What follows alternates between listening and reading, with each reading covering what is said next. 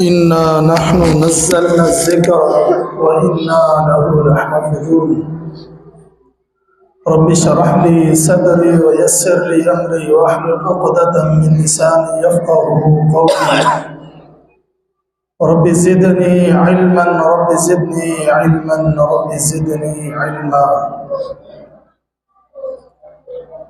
جیسا کہ آپ ساتھی ہمارے محترم فضیلت شیخ مولانا عبدالشکور بھائی سے آپ عظمت قرآن، حافظ قرآن کی عظمت، حافظ قرآن کی فضیلت، قرآن کی عظمت کے بارے میں آپ سماعت فرما رہے تھے۔ ماشاءاللہ شیخ صاحب نے الحمدللہ بھرپور بڑا مدلل بیان کیا ہے۔ ابھی بیان کرنے کی ویسے ضرورت تو نہیں ہے، لیکن یہ محترم ہمارے یوسف بھائی کی خواہش ہے کہ چند بول میں بھی بول لوں، تو دعا کریں اللہ تبارک و تعالی مجھے بھی حق و سچ بیان کرنے کی توفیق عطا فرمائے۔ میرے بھائیوں، یہ قرآن مجید یہ اللہ تبارک و تعالی کا کلام ہے، یہ اللہ کا کلام ہے۔ سب سے بڑی فضیلت تو یہی ہے کہ یہ کلام اس کا ہے جو خالق کائنات ہے، مالک کائنات ہے، اور یہ اللہ تبارک و تعالی نے جب نازل کیا قرآن مجید کو، جب نازل کیا تو فرشتوں میں جو سب سے افضل فرشتوں کے سردار جبرائیل امین لے کر آئے، لے کر کس پر آئے؟ جو نبیوں کے سردار پیارے پیغمبر جناب محمد رسول اللہ صلی اللہ علیہ وسلم پر لے کر آئے۔ کس مہینے میں لے کر آئے؟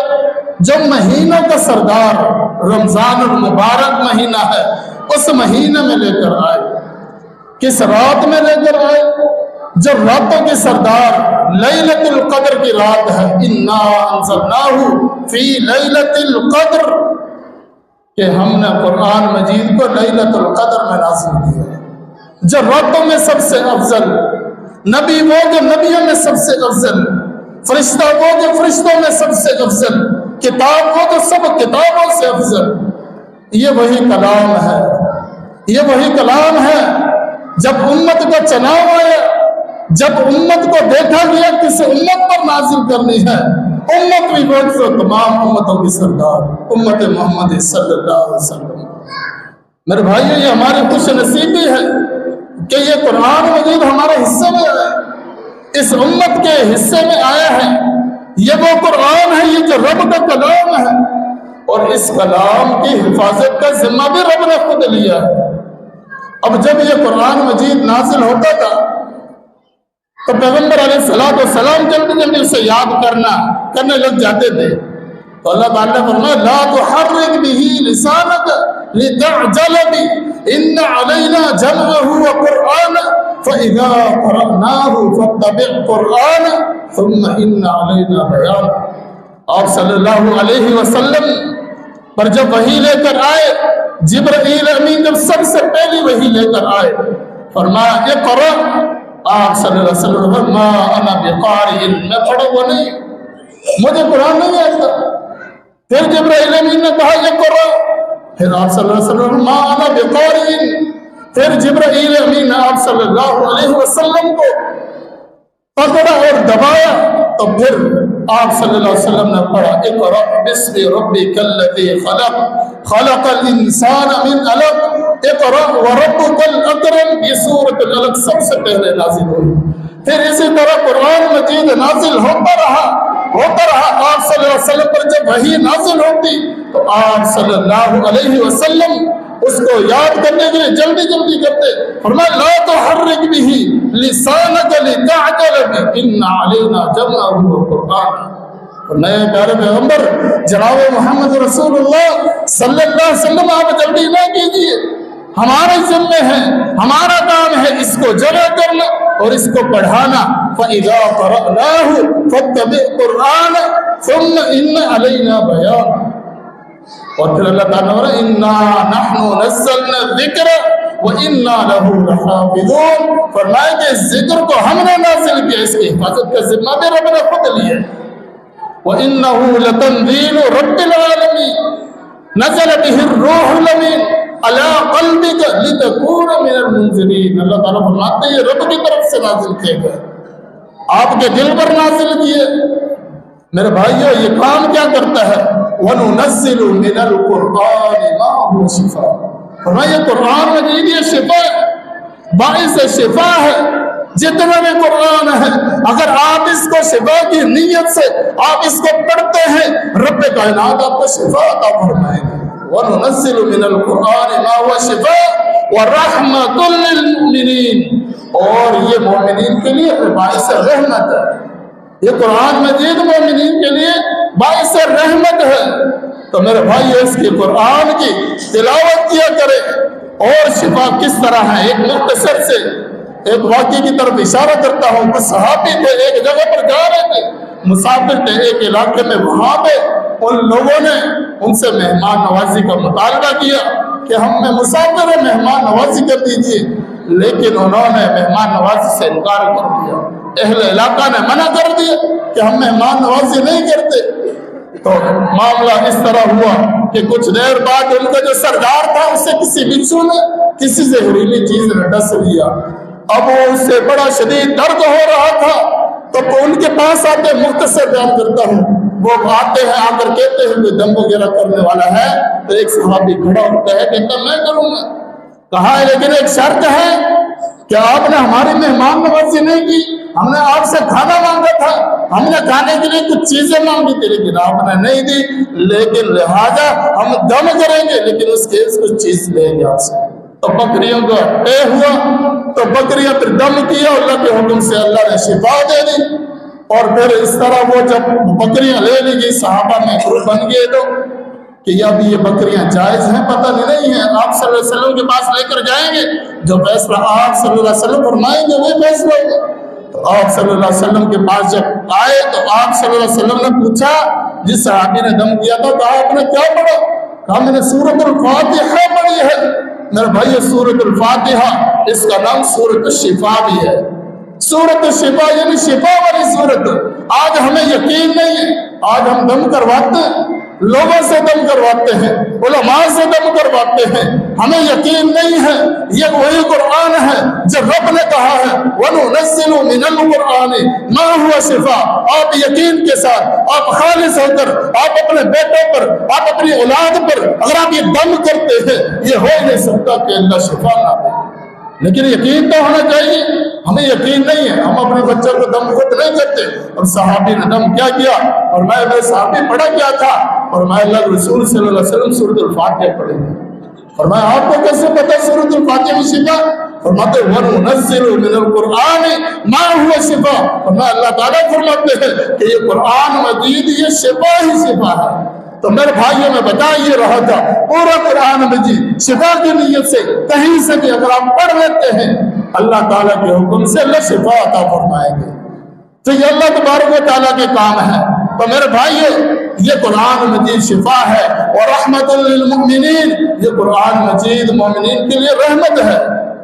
اب یہی نہیں بلکہ جو بندہ اس کو پڑھتا ہے، جس سے شیخ صاحب نے بھی حدیث بیان کی ہے، فرمایا خیرکم من تعلم القرآن وعلمہ. فرمایا جو شخص قرآن مجید کو سیکھتا ہے، سکھاتا ہے، وہ تم میں سے بہترین ہے. اس حدیث میں بڑی وسعت ہے. اس حدیث سے صرف یہ نہیں ہے کہ جو حافظ قرآن ہے وہی بہترین ہے، نہیں، سیکھنے والا. ابھی آپ نے اپنا پڑھنا شروع کیا ہے، آپ جس مرضی عمر میں ہیں، آپ قرآن کو سیکھنے کی کوشش کر رہے ہیں. آپ کی عمر 50 سال ہے، 60 سال ہے، آپ نے اپنا پڑھنا شروع کیا ہوا ہے. آپ ایک لائن ڈیلی پڑھتے ہیں، آپ آدھی لائن سیکھتے ہیں، آپ قرآن کو سیکھنے کی کوشش کر رہے ہیں. آپ بہترین ہیں، آپ بہترین لوگوں میں سے ہیں کیونکہ آپ قرآن سیکھ رہے ہیں.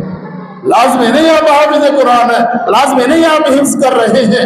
اور دوسرا یہ ہے کہ جب یہ سیکھنے کا مرحلہ ہے، جب قرآن سیکھ جاتا ہے، جب بندہ سمجھ جاتا ہے، جب حفظ کر لیتا ہے، پھر فرمایا من تعلم القرآن وعلم، پھر اس کے بعد یہ قرآن کو سکھاتا ہے، فرمایا یہ بہترین شخص ہے۔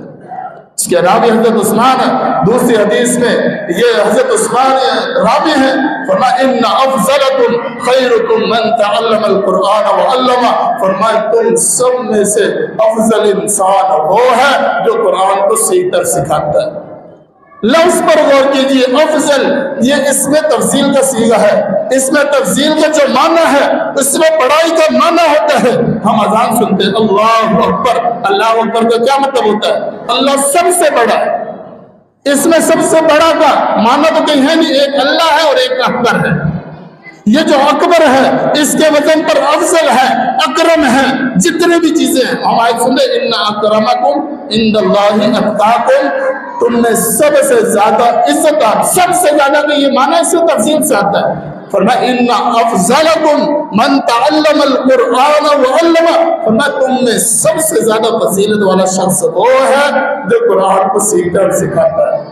تو میرے بھائیو یہ بات ذہن سے نکال دیں، اگر ہم بڑے ہیں، اگر آج ہی ہم قرآن کو سیکھنا چاہتے ہیں، اگر آپ ہی قرآن کو پڑھنا چاہتے ہیں، آج بھی ہم افضل بن سکتے ہیں، آج ہی ہم بہترین انسان بن سکتے ہیں۔ یہ بات نہ میری ہے، نہ میرے استاد کی ہے، نہ کسی خطیب کی ہے، نہ کسی امام کی ہے، یہ پیارے پیغمبر جناب محمد رسول اللہ صلی اللہ علیہ وسلم کی بات ہے۔ اور جو قرآن سیکھتا اور سکھاتا ہے اور یہ بہترین شخص ہے۔ اور پیغمبر علیہ السلام نے ارشاد فرمایا من قرأ حرفا من کتاب اللہ فلہ بہ حسنۃ، فرمایا کہ جو شخص قرآن مجید کا ایک لفظ پڑھتا ہے، ایک لفظ پڑھتا ہے، فلہ بہ حسنۃ، اسے ایک نیکی ملتی ہے، والحسنۃ بعشر امثالھا، اور ایک نیکی 10 نیکیوں کے برابر ہوتی ہے۔ اور پھر پیغمبر علیہ السلام نے ارشاد فرمایا وَلَا أَقُولُ أَلِف لام میم حق، اور آپ صلی اللہ علیہ وسلم فرماتے ہیں کہ الف لام میم، میں یہ نہیں کہتا کہ یہ ایک حرف ہے، الف حرف، لام حرف، میم حرف، فرمایا الف ایک الگ حرف ہے، لام ایک الگ حرف ہے، میم ایک الگ حرف ہے، فرمایا یہ 3 لفظ ہے۔ جب بندہ الف لام میم پڑھتا ہے، الف لام میم کے پڑھنے کی وجہ سے اللہ تبارک و تعالیٰ اس بندے کو 30 نیکی عطا فرما دیتا ہے۔ کتنی دیر لگی ہے؟ الف لام میم۔ اور اس قرآن کی اتنی فضیلت ہے، حدیث میں آتا ہے کہ جو بندہ سورۃ الاخلاص ایک مرتبہ پڑھ دیتا ہے تعدل ثلث القرآن، فرمائیے قرآن کے 1 ثلث کے برابر ہے، 10 پاروں کے برابر ہے۔ فرمایا جو بندہ 3 مرتبہ قرآن پڑھتا ہے اللہ تبارک و تعالیٰ سے پورے قرآن مجید کا ثواب عطا فرما دیتا ہے۔ یہ قرآن مجید ہے، اور میرے بھائیو یہ قرآن مجید ہے جو اس قرآن سے محبت کرتا ہے، جو پیار کرتا ہے، کل قیامت کا دن ہوگا، یہی قرآن مجید ہے۔ حدیث میں آتا ہے پیغمبر علیہ السلام ارشاد فرماتے ہیں الصیام والقرآن یشفعان للعبد یوم القیامہ، فرمایا کہ روزہ اور یہ قرآن مجید کل قیامت کے دن آئیں گے، یہ بندے کے لیے سفارش کریں گے، بندے کے لیے سفارش کریں گے۔ جب بندہ روزے رکھتا ہو، رمضان المبارک کا مہینہ آنے والا ہے، دعا کریں اللہ تبارک و تعالیٰ ہمیں رمضان المبارک کا مہینہ نصیب کر دے، اور پھر اللہ تبارک و تعالیٰ اس میں ہمیں اس کی جس طرح تعظیم کرنے کا حق ہے، اللہ تعالیٰ ہمیں اس کا حق ادا کرنے کی توفیق عطا فرمائے۔ فرمائیے جو روزہ ہے اور یہ قرآن ہے، یہ قیامت کے دن یہ آئیں گے، یہ روزہ رکھنے والے کو، قرآن اپنے پڑھنے والے کو ان کی سفارشیں کریں گے۔ فرمایا کہ یہ روزہ آئے گا، روزہ آ کر کیا کہے گا اے ربی ملأتہ الطعام والشہوۃ، اے اللہ میں تیرا روزہ ہوں، اے اللہ میں تیرا روزہ ہوں۔ یہ فلاں بندہ ہے، یہ روزہ رکھتا تھا، یہ بڑی بھوک تھی، بڑی پیاس تھی، بڑی شدت کی دھوپ ہے، پیاس ہے، کھانے پینے کی بھوک لگی ہوئی ہے، گھر میں سب کچھ موجود ہے، کوئی نہیں دیکھ رہا تھا، لیکن تیرے حکم کی وجہ سے، تیرے نبی کے حکم کی وجہ سے اس نے کھانے کو چھوڑا۔ منعتہ الطعام والشہوۃ، اے اللہ میں تیرا روزہ، میں تجھ سے سفارش کرتا ہوں، اس نے میری خاطر کھانے کو چھوڑا، اپنی خواہشات کو چھوڑا۔ اے اللہ اس بندے کی میں سفارش کرتا ہوں، اللہ اس کی سفارش قبول فرما۔ تو حدیث میں آتا ہے فشفعنی فیشفعان، فرمایا اس کی سفارش کو قبول کر لیا جائے گا۔ پھر قرآن آئے گا، قرآن کہے گا اللہ मनअतुहुम नौमा बिल्लैली, ए अल्लाह मैं इस बंदे को रात को जगाया करता था, ये बंदा उठकर मुझे पढ़ता था, मेरी तिलावत करता था, मुझसे मोहब्बत थी, मुझसे प्यार करता था, ये कलाम इलाही जिक्र इलाही ये पढ़ता रहता था। अल्लाह आज मैं तेरा कुरान हूँ, तेरे सामने खड़ा हूँ, अल्लाह आज इस बंदे को माफ फरमा, मैं इसकी सिफारिश करता हूँ। अल्लाह अकबर। और रोजा किसकी वजह से सिफारिश करता है? किसके कहने पे सिफारिश करेगा? हमारे कहने से, किसी के कहने से नहीं। और मेरे भाइयों, अल्लाह भेजेगा, रोजे को भी अल्लाह भेजेगा, कुरान को भी अल्लाह भेजेगा कि इस बंदे की सिफारिश करो, ये मेरा बंदा है, इसकी सिफारिश करो। फरमाया फयुशफ़अन, हदीस के अल्फाज हैं, अल्लाह तबारक व तआला उन दोनों की सिफारिश को कबूल फरमाएगा। मेरे भाइयों, और जो बंदा हिफ्ज़ कर लेता है, कुरान को पढ़ता है, अल माहिरु बिल कुरानी मअ सबरतिल किरामिल बरर, फरमाया कि जो बंदा कुरान का माहिर है, कुरान को पढ़ने वाला है, कुरान का हाफिज है, कुरान को तजवीज़ के कवानीन के तहत पढ़ने वाला है, मअ सबरतिल किरामिल बरर, ये बंदा, ये हाफिज कुरान, ये मुअज़्ज़िज़ फरिश्तों के साथ होगा। मुअज़्ज़िज़ फरिश्ते तो बहुत हैं, फरिश्ते तो बहुत हैं। हदीस में आता है, पैगंबर अलैहिस्सलाम फरमाते हैं कि यहाँ पे जो बैतुल्लाह है, ऊपर बैतुल मामूर है, फरिश्ते वहां पे तवाफ कर रहे हैं, नीचे इंसान तवाफ करते हैं, लेकिन ऊपर फरिश्ते जो तवाफ करते हैं या उस घर के अंदर जाते हैं, जिस फरिश्ते की एक दफा बारी आ जाए, क़यामत तक दोबारा उसकी बारी नहीं आएगी। कितने फरिश्ते होंगे जिसके एक मर्तबा बारी आने, दोबारा उसकी बारी नहीं आएगी? तो आप तादाद का अंदाजा लगा ले, इतने फरिश्ते होंगे। उन फरिश्तों में से सबसे मुकर्रम फरिश्ते जो अल्लाह के मुकर्रम फरिश्ते होंगे, किरामिल बररा, हाफिज़ कुरान उन फरिश्तों के साथ होगा। और फरमाया वल्लज़ी यक़रउल कुरान व यततअतउ, और फरमाया कि जो बंदा कुरान पढ़ता है, उसको कुरान मजीद पढ़ना नहीं आता, अटक अटक कर पढ़ता है, अटक अटक कर पढ़ता है, फरमाना वो कोशिश करता है, फलहु अजरान, फरमाया उसके लिए डबल अजर है, उसके लिए डबल अजर रखा है। फरमाया एक उसकी कोशिश करने की वजह से, एक उसके कुरान पढ़ने की वजह से। आज हम तो बोल देते ना यार हमें कुरान पढ़ने नहीं आता, हमें कुरान आता ही नहीं। सहाबा की उम्र देखे ना, दीन इस्लाम सीखते थे, बारियां लगी हुई थी कि आज आप दिहाड़ी लगा कर रहे हैं, मैं दीन सीखूंगा, और कल मैं दिहाड़ी लगाऊंगा, आप दीन सीखना। एक दूसरे को कुरान और हदीस सीख कर वो बताते थे।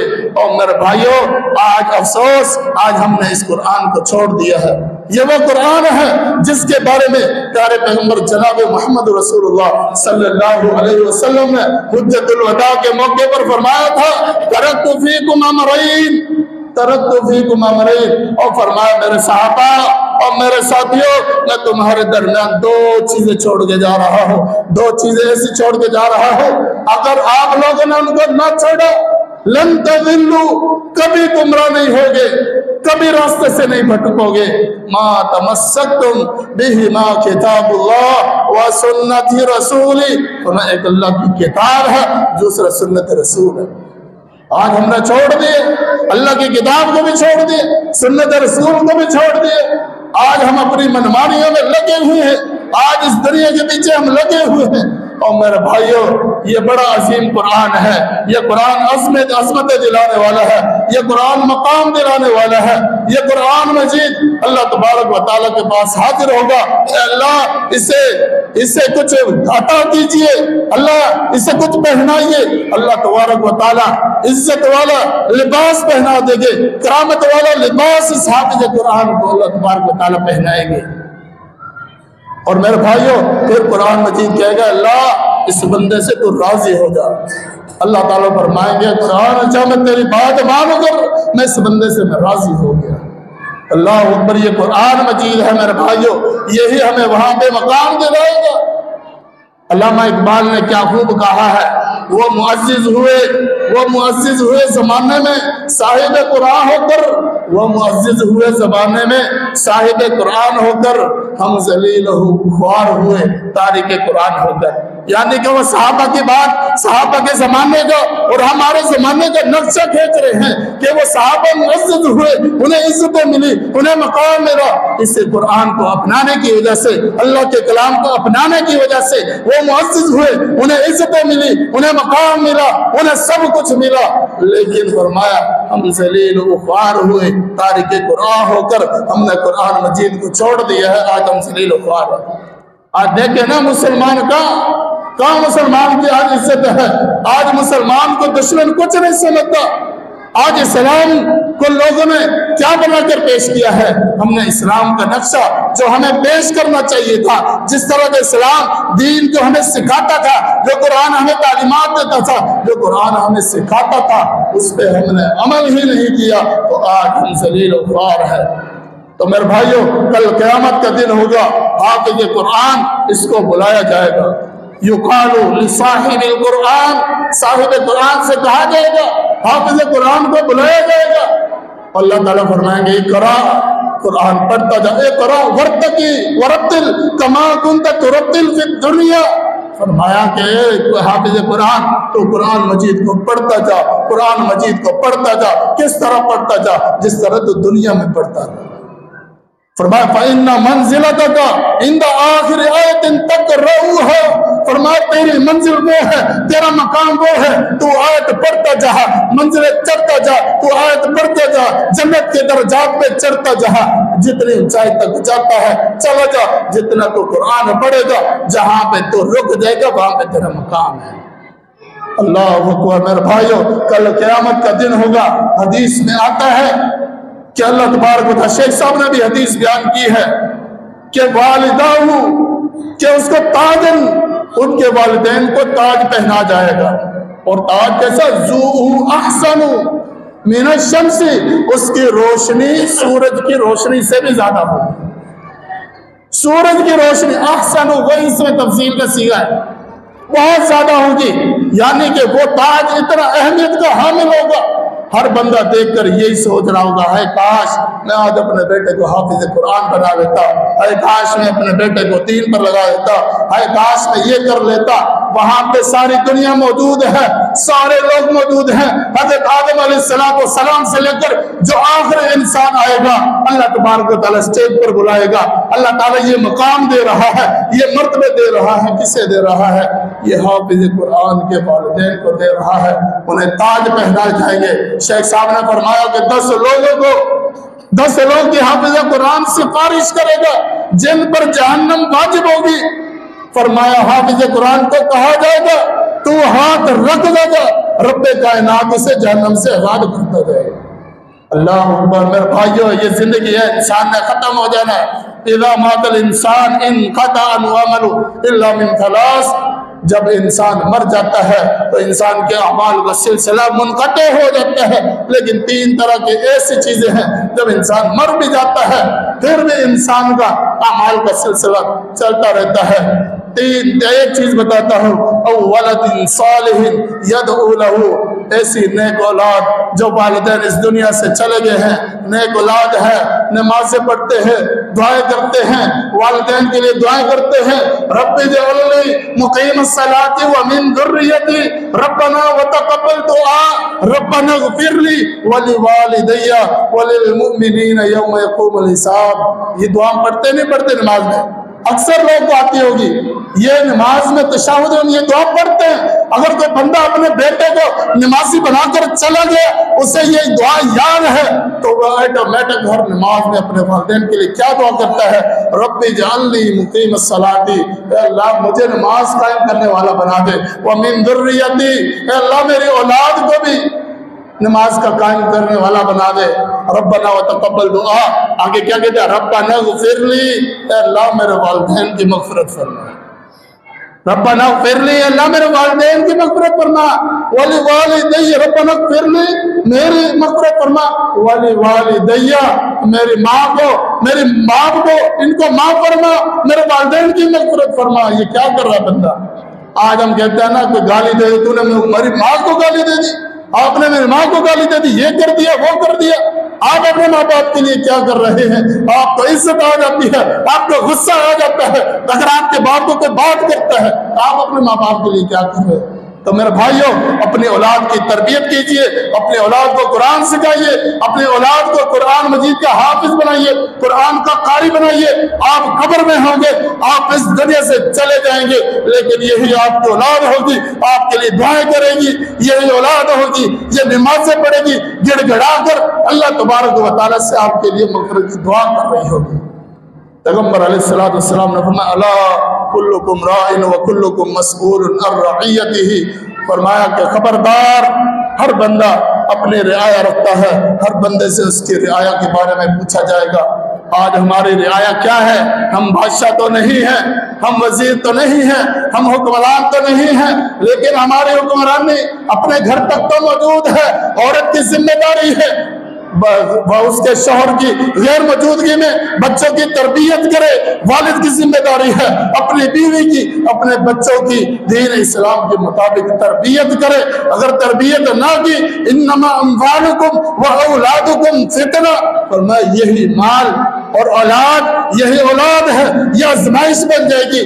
آپ جنت کا ٹکٹ لے کر آپ جنت کی لائن میں کھڑے ہوں گے، یہی اولاد آئے گی، یا اللہ یہ ہمارے والدین ہیں، یہ نمازیں پڑھتے تھے، یہ دین پر چلتے تھے، یہ قرآن پڑھتے تھے، ہمیں کبھی نہیں کہا، ہم کام کو نہیں کرتے تھے، ہمیں مار پڑتی تھی، ہمیں کام سے چھٹی کرنے سے منع کیا جاتا تھا، لیکن ہم نماز نہیں پڑھتے تھے، ہم دین کی طرف نہیں آتے تھے، ہمارے باپ نے کبھی کچھ نہیں کہا، ہمیں دین کی دعوت نہیں دی، دین اسلام کی طرف نہیں بلایا، مسجد کی طرف نہیں بلایا۔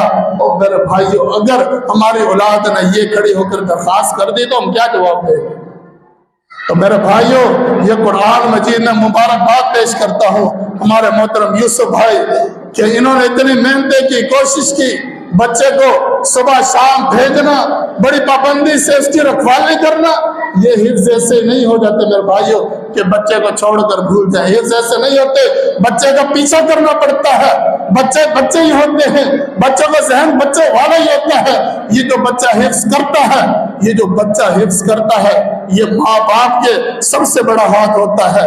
اگر ماں باپ چاہتے، اس جتنے بچے میں نے بہت سارے دیکھے ہیں، کام کاج میں لگے ہوئے ہیں، محنت مزدوریاں کر رہے ہیں، وہ دنیا کما رہے ہیں، وہ چاہتے تو کر سکتے تھے، لیکن میرے بھائیوں ہم جانتے ہیں، لیکن کوئی اتنے بڑے یہ مالدار نہیں ہے کہ انہیں کوئی پرواہ نہیں ہے، انہیں کوئی پیسے کی فکر نہیں ہے، انہیں کوئی مال کی فکر نہیں ہے، انہیں دولت کی فکر نہیں ہے۔ جس طرح ہر بندہ آج کے اس دور میں پریشان ہے، مشکل میں پھنسا ہوا ہے، غربت میں ڈوبا ہوا ہے، ہر بندہ بخوبی جانتا ہے، لیکن پھر بھی اس ٹائم میں یہ قربانی دینا، اپنے بچے کو کام پہ نہ لگانا، دین پہ لگانا، یہ بڑی قربانی ہے۔ میں یوسف بھائی کو مبارکباد پیش کرتا ہوں کہ انہوں نے بڑا کارنامہ انجام دیا ہے، اس کا اجر انشاءاللہ اللہ تبارک و تعالیٰ کل آپ کو ضرور عطا فرمائیں گے۔